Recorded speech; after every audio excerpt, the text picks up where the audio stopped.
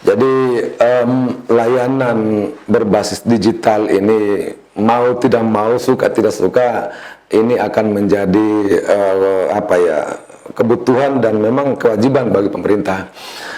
Terkait dengan itu masyarakat kami harapkan dan ya mungkin pelan-pelan juga sudah harus menyesuaikan, belajar untuk bisa ketinggalan zaman kita kalau masih saja mau pakai sistem pola-pola lama yang.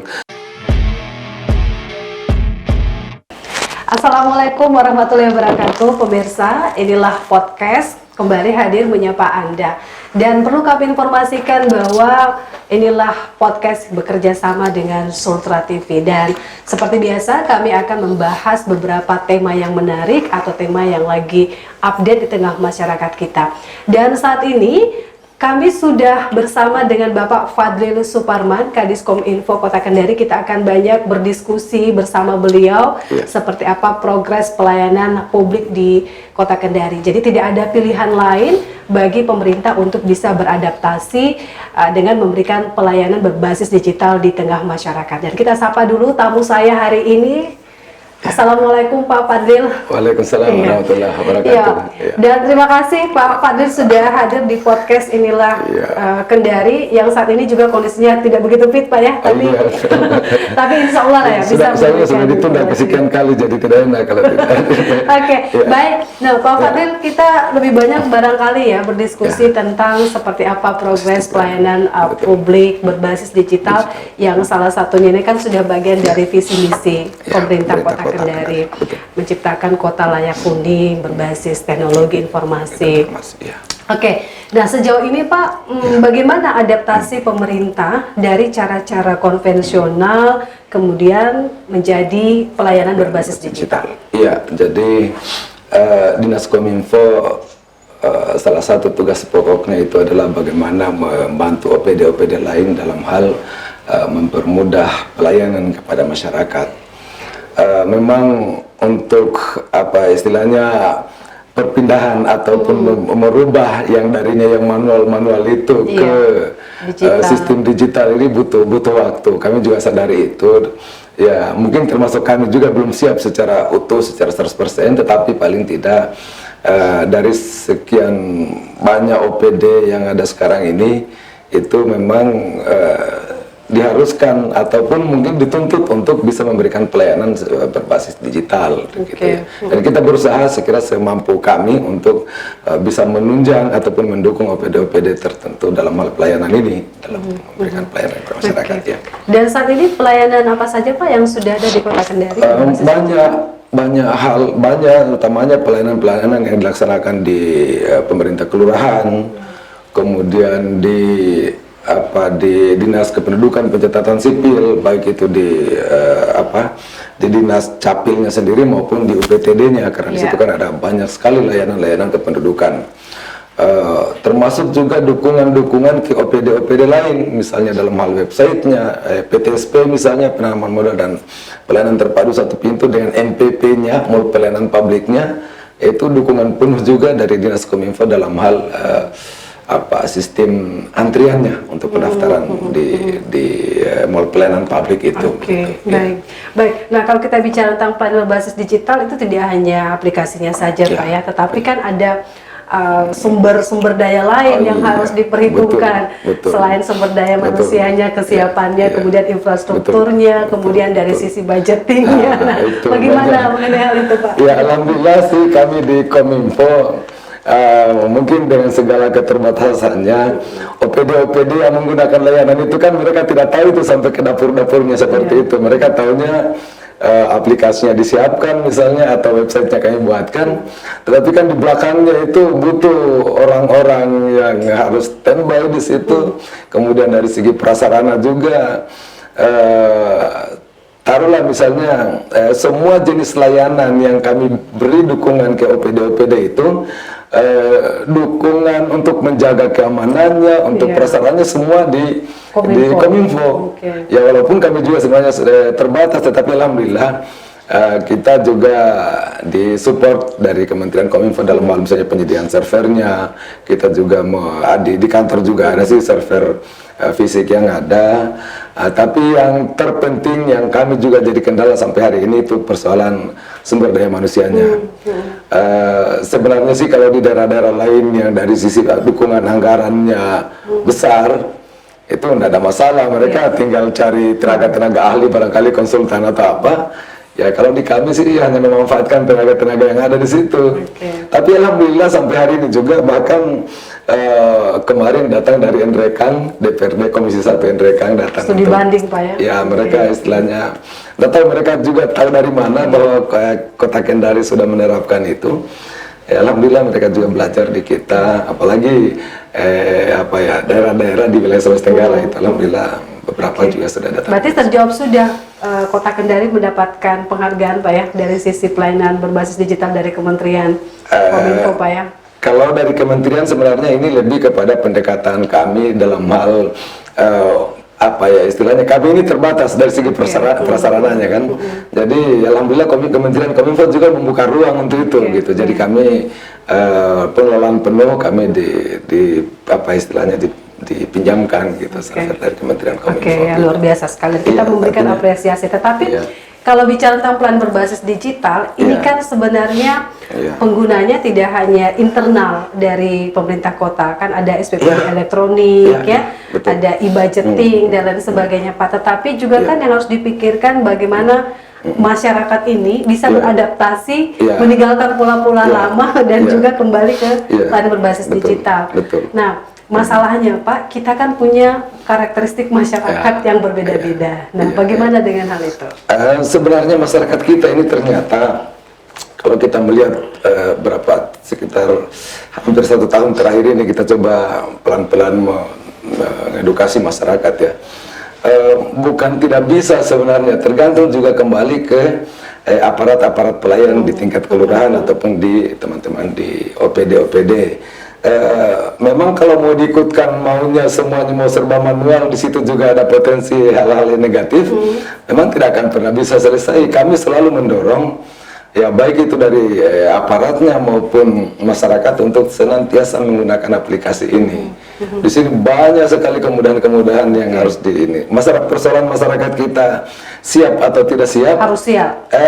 Mereka pasti belajar karena mereka kan butuh surat-surat administrasi ataupun layanan-layanan lain. Jadi saya kira masyarakat malah boleh dilihat mungkin di komentar-komentar warga sekarang, mereka sangat mengapresiasi, sangat mendukung dan akan berusaha untuk melakukan. Tadi Pak Fadil sempat mengatakan ada hal-hal yang tidak diinginkan. Nah, hal-hal yang tidak diinginkan yang dimaksud itu apa Pak? Banyak hal, jadi namanya juga kalau istilahnya pelayanan itu masih tatap muka seperti ini, ya mungkin persoalan dari segi budget, dari segi angka pembiayaannya, dari segi ya apa saja lah bisa terjadi. Atau misalkan yang dimaksud kalau dia secara pola lama itu kan kecenderungan untuk ada pungli, gratifikasi jauh lebih besar begitu Pak ya?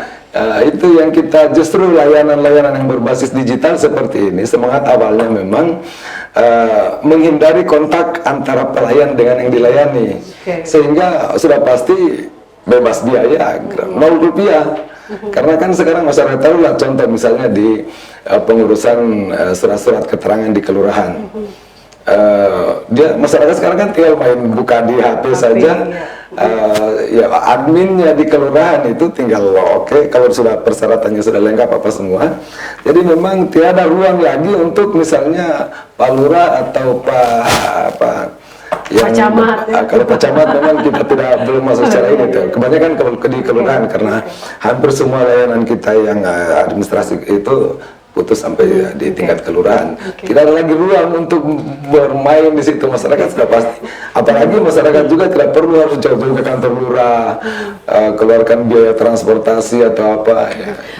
Ini kan kalau Pak Fadlil tadi jelaskan cukup banyak aplikasi Pak, ada Jari, kemudian ada Laika, itu untuk diakses masyarakat, kemudian ada di PTSP dan lain sebagainya.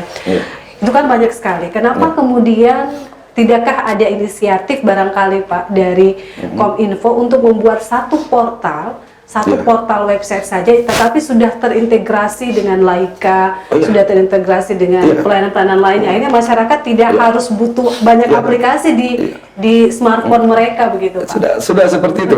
Iya, kita New Laika. Laika itu kan apa ya? Kalau bahasa sini kan rumah. Ya. Nah, dalam rumah itu di situ semuanya sudah ada di situ. Ya jaringnya lah. Bahkan kita sekarang sudah meluas sampai di instansi-instansi vertikal pun juga.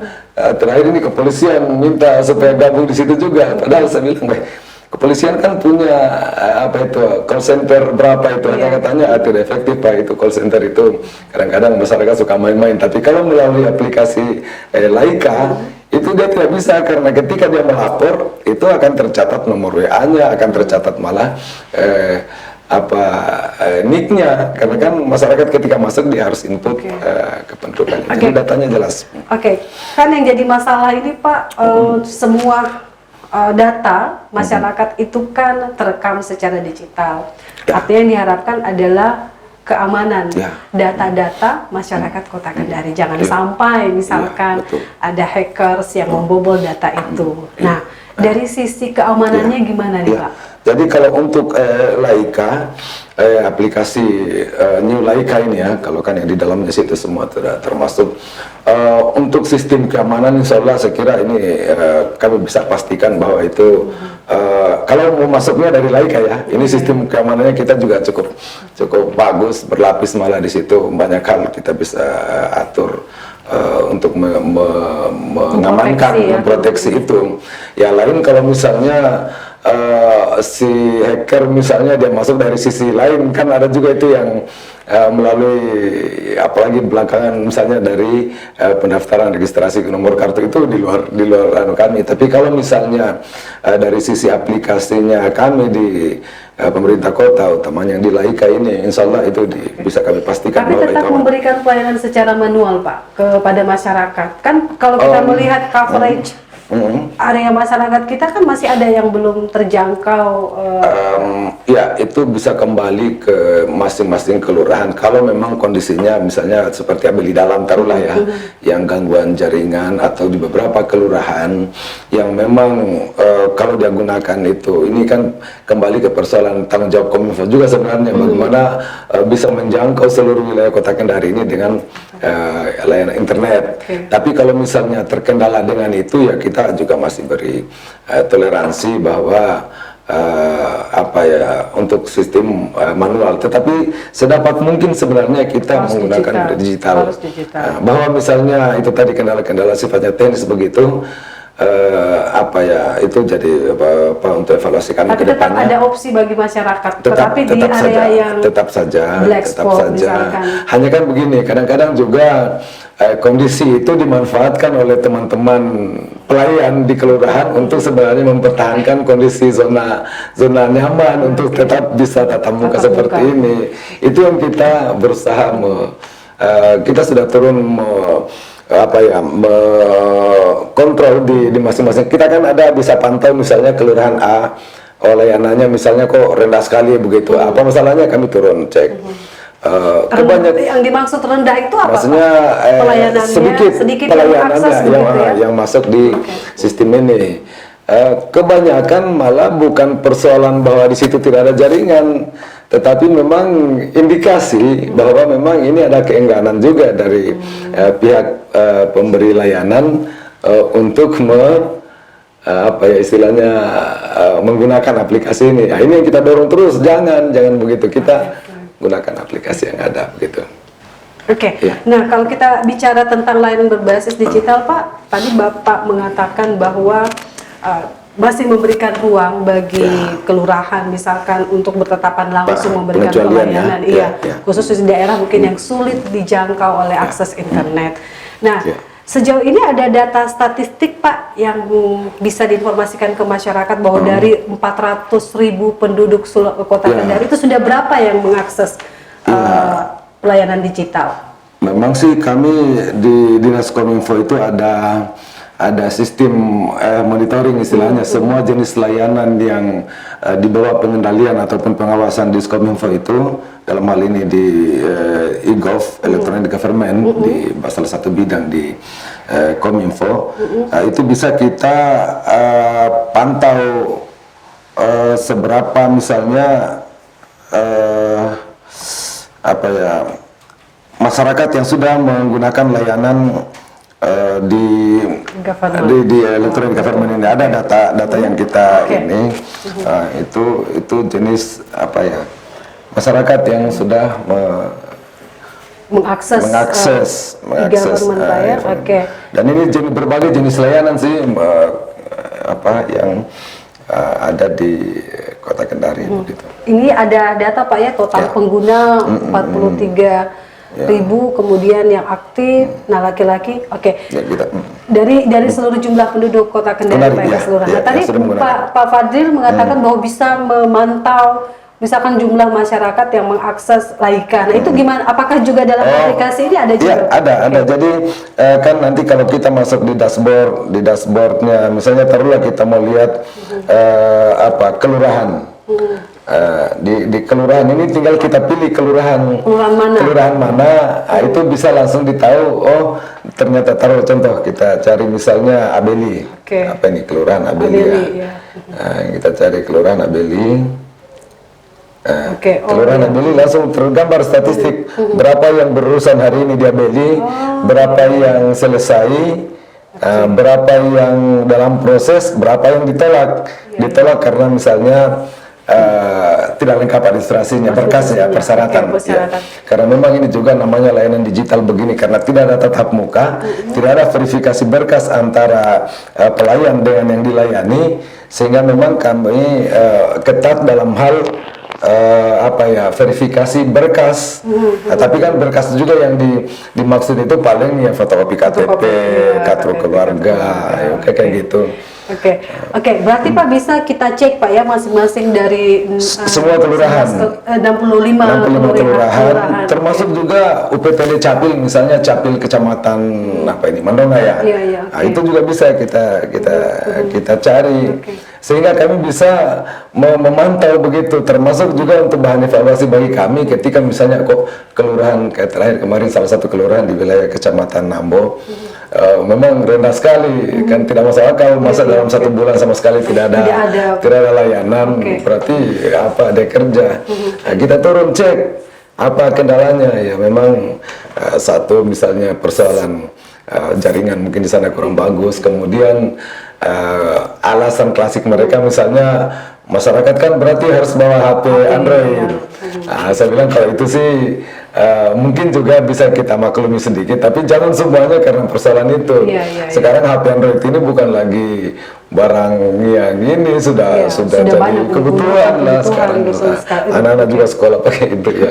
Oke, sangat luar biasa Pak ya, berarti bisa memantau dan itu secara real time Pak ya. Real time. Bahkan termasuk pajak. Bapenda misalnya berapa masuk retribusi atau pajak hari ini juga bisa. Oke, berarti lebih transparan begitu ya dengan e-government ini ya. Ini sangat luar biasa. Nah, gimana Pak? Ya, dan ini nanti kan di kantor wali kota yang baru itu juga kita ada comment center ya. Nanti itu akan terkonek semua. Jadi kepala daerah juga atau siapapun pengambil kebijakan tinggal mengakses ini gampang. Misalnya taruhlah sekarang ini sudah di akhir tahun, Pak Wali mau tahu bagaimana sih progres capaian penerimaan PAD misalnya di Kota Kendari, beliau cukup melihat untuk kedepannya ya. Tapi kami sudah siapkan itu, sudah ada. Tapi begini Pak, apakah misalkan kan masyarakat juga butuh misalkan informasi terkait dengan berapa sih besarannya PAD Kota Kendari tahun ini misalkan, kemudian budget yang dikelola oleh Pemkot di tahun ini berapa misalkan, itu juga apakah bisa diakses oleh masyarakat e-budgeting atau informasi lainnya? Untuk sementara sih memang belum, tapi paling tidak untuk informasi itu kami yang share ke mana misalnya melalui tadi sempat disinggung sama Pak Kabit, kita ada WA broadcast itu, jadi sekian puluh ribu masyarakat ketika misalnya kami mengirim berita atau informasi, itu otomatis langsung terus kabarkan ke seluruh masyarakat. Tapi kalau untuk memantau misalnya berapa yang masuk distribusi hari ini, memang ini sebatas untuk sementara untuk masih konsumsi pengambil kebijakan, ya. termasuk untuk evaluasi pimpinan daerah, kepala daerah dalam hal ini. Ya. Nah, sejauh ini Pak, tadi kita lihat kan kondisi masyarakat kita kan beda-beda nih Pak. Nah, termasuk juga dari sisi internal SDM dari pemerintah kota kan juga mereka butuh adaptasi begitu. Nah, bagaimana kalau dari sisi SDM internal penguatannya seperti apa Pak supaya mereka ini mampu beradaptasi secara digital? Iya, sebenarnya memang ini seperti saya sampaikan di awal tadi, sistem digital ini memang butuh waktu barangkali ya untuk kita saling ini. Jangankan misalnya di masyarakat umum, di internal aparat pemerintah pun juga saya kira ini masih butuh proses pembelajaran yang lebih ini. Walaupun memang sekarang kita di pemerintah Kota Kendari banyak hal aktivitas pegawai itu dibiasakan dengan sistem digital. Taruhlah misalnya sistem absensi, kemudian sistem digital. Kemudian untuk penginputan aktivitas harian, kayak sekarang ini saya tadi mulai jam 4 itu sampai jam 4.45 sebentar ini, itu saya bisa input di kegiatan saya secara online di aplikasi, dan itu langsung dipantau oleh macam saya misalnya oleh Pak Sekda. Nanti kalau Pak Sekda tidak yakin apakah betul saya hadir di sini sekarang, dia bisa tolak aktivitas saya. Dan ini bisa mempengaruhi kinerja besaran tunjangan kinerja yang harus diterima. Itu salah satu contoh, dan masih banyak hal yang lain, macam juga sekarang kita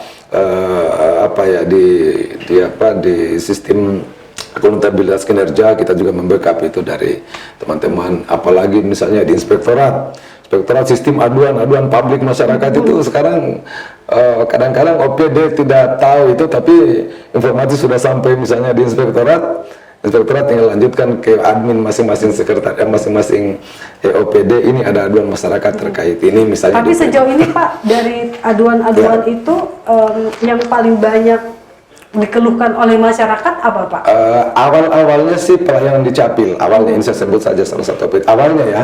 Tapi sejak kami intens menggunakan sistem ini, sekarang sih untuk Capil alhamdulillah malah respon positif. Yang banyak sekarang ini aduan masyarakat terkait dengan kebersihan. Penumpukan sampah misalnya, apalagi juga kita dulu Kominfo pernah membuatkan kayak semacam panic button begitu. Jadi ketika misalnya masyarakat melihat ada tumpukan sampah di suatu lokasi, tinggal dia foto atau tinggal dia masuk di aplikasi, dia masuk di aplikasi, tinggal dia tekan tombol panic button, itu akan langsung tersambung ke DLHK. Nanti di sana ada admin, dia langsung bisa tahu ini ada laporan dari masyarakat, lokasinya di sini, masyarakat yang melapor atas nama si ini.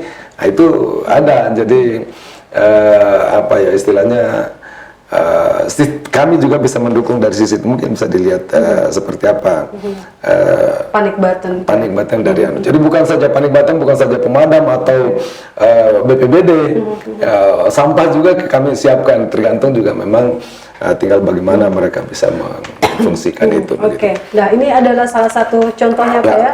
Ini apa? Bisa diperlihatkan dulu Pak. Isinya Laika ini ya, ada banyak hal situ, termasuk website kejaksaan ada di situ. Kalau kita Ibu Rina juga mau cek PBB-nya sudah lunas atau belum, bisa cek di situ. Kita ada berarti cek PBB. satu portal ini sudah lengkap, semuanya Pak ya. Jadi memang masyarakat tidak perlu lagi masuk ini, cukup dah kunjungi New Laika, di dalam itu sudah ada semua. Kan tidak mesti harus download aplikasi Jari lagi, harus Laika lagi, semua sudah kita ada di integrasikan, makanya disebutnya layanan publik integrasi Kendari. Jadi memang sudah terintegrasi semua. Oh, termasuk ada cek vaksin juga Pak ya? Cek vaksin ada. Jadi kalau misalnya mau pastikan saya sudah sudah vaksin atau belum, jadi ketahuan di pasar sudah vaksin. Jadi kalau teman-teman misalnya bilang sudah, ya coba saya lihat dulu. Oh belum ternyata. Nah, kalau yang panic button tadi Pak? Kalau panic button itu namanya DLHK. Ini DLHK. Oke. Tinggal kita klik cek saja. Klik DLHK, panik sampah. Oh, ada semua Pak ya, Ada. panik sampah. Panik sampah misalnya tinggal dicek, oh sebelum masukkan ya. Oke. Nanti Tapi masuk. ini semua Pak Terhubung ke OPD. terkait. Jadi Nah, OPD. dan selanjutnya adalah bagaimana identitas masyarakat yang mengadu atau yang memberikan informasi terkait dengan pelayanan publik dan lain sebagainya. Apakah itu dijamin kerahasiaannya? Sebenarnya kalau dia mengadu terkait sampah, terkait misalnya ada apa-apa di Ada OPD, pejabat harus yang dilindungi. Itu pasti malah inspektorat ya memang untuk bahwa dia maksudnya tadi kalau untuk terkait sampah ya, nggak usah, itu memang harus evaluasi buat kami. Nggak boleh saya misalnya tugas di DLHK terus ada Ibu Bu Rina misalnya melapor, masa ini tapi Kalau misalkan ada laporan, katakanlah ada pejabat yang menerima suap, ada yang menerima gratifikasi dan itu ditemukan oleh masyarakat, gimana tuh Pak? itu Ada layanan. Ada layanan, ada di sini di proksi namanya, itu layanan apa di inspektorat punya, dan itu hanya Pak Inspektur yang tahu itu. Oke, Pak Inspektur yang baik. tahu. Nah, Pak Kadis, kita kan menginginkan bahwa aktivitas pemerintahan ini kan harus transparan, akuntabel, dari e-government menuju good government. Nah, pemerintahan yang bersih itu kan bebas pungli, melayani masyarakat, bebas gratifikasi dan lain sebagainya. Nah, kalau misalkan ada masyarakat yang secara buktinya ada, mendapatkan bukti, kemudian ada aktivitas suap dan pungli, ada korupsi di situ. Nah, masyarakat harus mengadu kemana? Ya itu tadi di aplikasi Laika ini sudah memberi ruang itu. Ya, dan itu seperti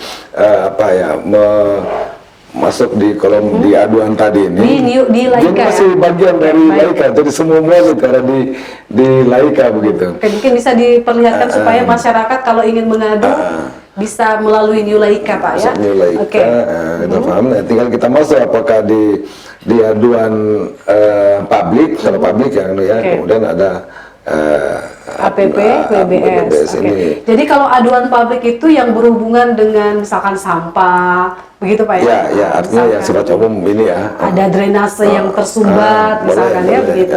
Itu biasa juga dari inspektorat yang mau masuk admin di sana, itu dia akan hubungi OPD yang terkait. Nah, kalau terkait dengan pungli, kalau itu langsung ditangani oleh tim saber pungli ini, kami juga selalu dilibatkan ketika untuk turun sosialisasi itu tadi kalau tidak salah sudah turun sosialisasi intens ini dilakukan oleh inspektorat, sosialisasi tentang bagaimana kita untuk terhindar ataupun tidak melakukan upaya-upaya suap, pungli dan gratifikasi. Ya, bahkan terakhir kami mensupport inspektorat itu dengan menambahkan menu di dalam proksi dengan surat pernyataan tidak pernah menerima gratis untuk ASN ya, untuk ASN di pemerintah Kota Kendari, dan ini nanti akan menjadi persyaratan untuk pencairan tunjangan kinerjanya. Jadi sekarang itu nanti tidak akan bisa diproses pencairan dana kinerjanya kalau belum melampirkan surat pernyataan tidak pernah menerima gratifikasi, atau kalau dia misalnya pernah dikasih tapi dia tolak, dia harus bikin pernyataan menolak, atau memang dia pernah terima gratifikasi, dia harus buat pernyataan bahwa dia pernah menerima, bentuknya apa, kalau dalam bentuk uang misalnya berapa, itu harus dia buat, dan itu semua masuk di inspektorat. Nanti inspektorat yang tindak lanjuti. Kalau yang memang misalnya dia tidak pernah menerima atau dia pernah menolak, kalau dia pernah menerima, itu nanti urusannya di inspektorat bagaimana tahapannya untuk penyelesaian begitu ya. Nah, kalau misalkan tadi Pak yang terkait dengan terkait dengan pengaduan khusus untuk gratifikasi, korupsi, suap dan pungli. Itu kan harus ada bukti Pak ya? Harus ada bukti. Nah, bagaimana dengan apakah dalam aplikasi aduan itu si pelapor ini harus menampilkan identitasnya ataukah seperti apa Pak? Memang kalau yang pelapor di dalam melalui aplikasi ini sudah pasti dia harus, karena dia tidak bisa masuk kalau tidak memasukkan identitasnya. Tetapi itu tadi kerahasiaan si pelapor itu hanya teman-teman di inspektorat atau misalnya kalau di kejaksaan, misalnya di kejaksaan yang tahu itu. Dan saya kira selama ini juga berjalan seperti itu mekanismenya. Kalau yang namanya pelapor, kalau dia punya bukti tentang ada temuan atau dia melihat ada seperti itu, ya malah aparat pemeriksa baik itu eksternal maupun internal itu harusnya malah berterima kasih bahwa ada masyarakat yang peduli dalam hal untuk dan itu kerahasiaan ataupun keamanan si pelapor. Tapi sejauh ini ada banyak ditindaklanjuti begitu. Tapi ya yang tahu itu sih betul inspektorat. Kami kecuali kalau aduan publik, taruhlah beberapa waktu yang lalu kami juga termasuk di kami misalnya ada gangguan terhadap pelayanan mereka, masyarakat mengadu, ya kita inspektorat tetap meneruskan itu ke adminnya kami di admin aduan publik di masing-masing OPD. Jadi masing-masing OPD itu sudah ada personil yang ditentukan untuk menerima aduan-aduan. Tapi sejauh ini kayak katakanlah, oke, kita kembali ke jari Pak ya, oke. Nah sejauh ini apakah yang disupport oleh aplikasi itu hanyalah antrian online atau ada layanan lain? Banyak layanan lain. Kalau antrian online itu ya paling misalnya hanya di Dukcapil dengan di perizinan. Kalau yang lain-lain masih ada. Tapi banyak. Pak Kadis menanggapi keluhan masyarakat dari sistem antrian jari, kan dulu beberapa waktu lalu kan masyarakat mengeluh susah sekali mengakses nomor antrian, kadang-kadang harus bangun lebih pagi untuk bisa mengambil nomor antrian online. Gimana tuh Pak? Memang sih niat awalnya kenapa juga misalnya dibuka antrian mulai itu, soalnya niat awalnya bagus supaya juga masyarakat bangun sholat subuh begitu ya. Tetapi begini, kalau sekarang kita tetap memperbaiki itu semua, memang kembali juga ke persoalan ketersediaan belangko di Dukcapil, Dinas Dukcapil. Mereka yang bisa mengatur.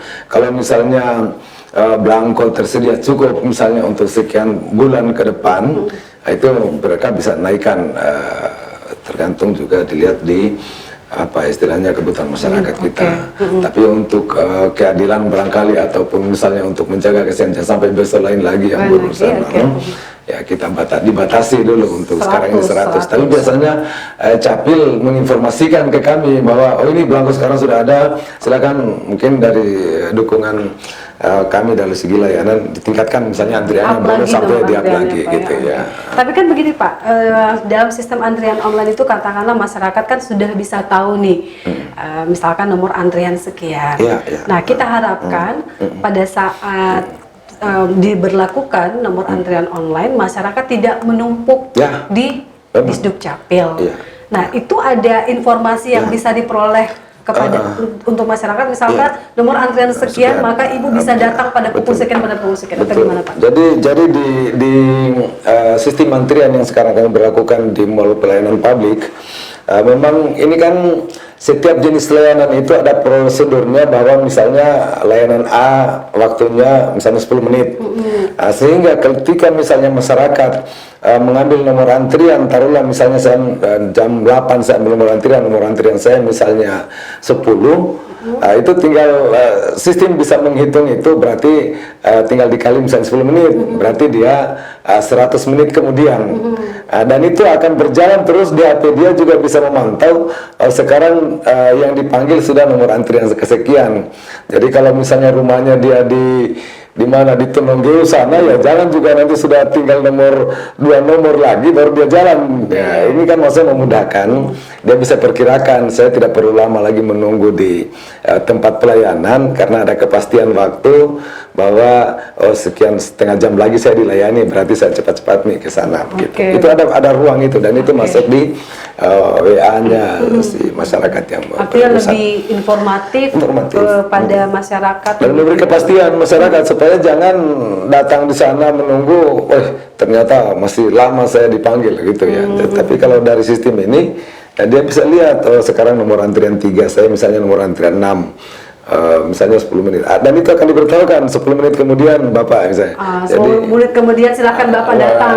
Ya. Maksudnya 10 menit kemudian Bapak akan dilayani. Jadi harusnya kalau Datang tinggalnya sebelumnya dia sesuaikanlah antara rumahnya dengan tempat pelayanan. Jangan misalnya kalau tinggal 10 menit rumahnya di Sambuli sana, ya jelas terlambat dia kelewat itu nomornya. Iya, gitu oke, ini sangat luar biasa. Tapi kita sudah memberi ruang untuk itu. Gitu. Berarti lebih teratur Pak ya, sangat teratur, lebih rapi, lebih efektif dibandingkan dengan cara-cara yang lama. Nah, oke, dengan melihat perkembangan sekarang, jumlah penduduk yang semakin banyak, tuntutan masyarakat juga yang semakin banyak, kira-kira tantangan ke depan yang harus dipersiapkan oleh Disdukcapil Kominfo ya, sesuai dengan tugas kami memang untuk memastikan layanan ini bisa berjalan normal, berjalan lancar. Memang ini jadi tantangan tersendiri juga. Karena seperti yang Bu Rina sampaikan, memang itu sudah pasti ketika misalnya jumlah penduduk makin bertambah, kebutuhannya makin bertambah, sudah pasti juga akan berdampak kepada dukungan layanan yang harus disiapkan oleh pemerintah. Ya, kita sih tetap memaksimalkan upaya-upaya walaupun mungkin anggaran terbatas. Kemudian dari sisi kemampuan teknologi juga sebenarnya kalau anggarannya ada banyak kan, itu tenaga-tenaga ahli di luar tinggal kita pakai, tapi ini kan persoalannya juga kembali ke anggaran. Tetapi saya kira itu juga bukan kendala yang ya alhamdulillah sih sampai hari ini masih bisa kita kontrol dengan ya itu tadi, walaupun mungkin kebanyakan kerja bakti tapi tidak apa-apa demi layanan kepada masyarakat Kota Kendari yang kita kan kerja bakti bagian dari bentuk pelayanan Pak ya, itu juga insya Allah kalau tidak dapat di dunia insya Allah kita bisa dapat di akhirat. Oke. Baik, nah terakhir pertanyaan saya Pak, pesan apa yang Pak Fadlil ingin sampaikan kepada seluruh masyarakat Kota Kendari terkait dengan tema kita hari ini, pelayanan berbasis digital? Jadi layanan berbasis digital ini mau tidak mau, suka tidak suka, ini akan menjadi kebutuhan dan memang kewajiban bagi pemerintah. Terkait dengan itu masyarakat kami harapkan dan ya mungkin pelan-pelan juga sudah harus menyesuaikan, belajar untuk bisa ketinggalan zaman kita kalau masih saja mau pakai sistem pola-pola lama yang ini, karena yang pasti juga kalau masih pakai pola lama, cara-cara lama, yang rugi juga masyarakat itu sendiri. Kalau si pelayan sih barangkali enjoy-enjoy saja gitu. Jadi kami mengimbau masyarakat yang kira-kira untuk mendapatkan layanan di instansi pemerintah yang menyediakan layanan-layanan publik, sedapat mungkin untuk bisa menggunakan aplikasi New Laika ini semata-mata untuk transparansi, kemudian kepastian pelayanan, insya Allah semua untuk memudahkan masyarakat Kota Kendari. Gitu. Oke, baik, terima kasih Pak Fadlil Suparman, Kadis Kominfo Kota Kendari yang sudah memberikan informasi, memberikan edukasi kepada masyarakat terkait pelayanan digital. Yang kita garis bawahi adalah tidak ada pilihan Pak ya, tidak mau, suka tidak suka, masyarakat harus berubah, meninggalkan pola-pola lama, kemudian beradaptasi dengan pelayanan berbasis digital. Akhirnya saya Nisrina Hamid dan seluruh kru yang bertugas, baik itu kru dari inilah Kendari Podcast maupun juga Sutra TV, mengucapkan terima kasih banyak atas partisipasi Anda. Assalamualaikum warahmatullahi wabarakatuh dan sampai jumpa untuk podcast selanjutnya.